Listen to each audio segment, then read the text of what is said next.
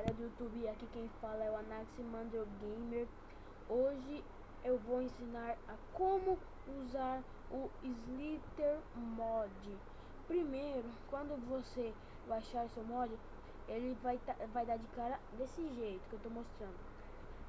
Aí vamos ver, aqui você põe seu nome, né, como que é óbvio. Aqui eu não sei porque que isso serve, mas se vocês souberem, deixem aí no comentário. Aqui ó, selecionar serve. Você pode escolher um servidor aqui e jogar com seus amigos. E vocês dois, tipo assim, vocês dois querem jogar nessa sala, vocês falam pro outro, os dois tem que ter o mod. Aí vocês vão falar 14, 63 e assim vai. Aí aqui é o gráfico da qualidade.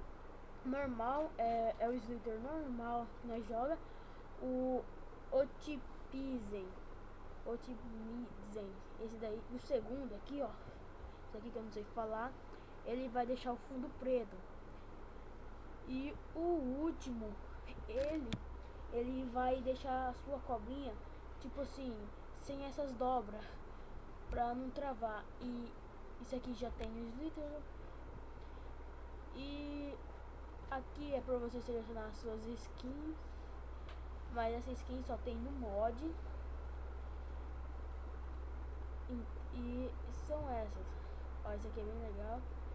Aí vamos ver, vou selecionar um servidor. Aí é só você clicar aqui e vai começar a jogar. E o T,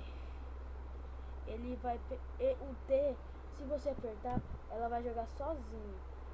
Mas tá travando, então eu vou dar um cortezinho aqui até o jogo não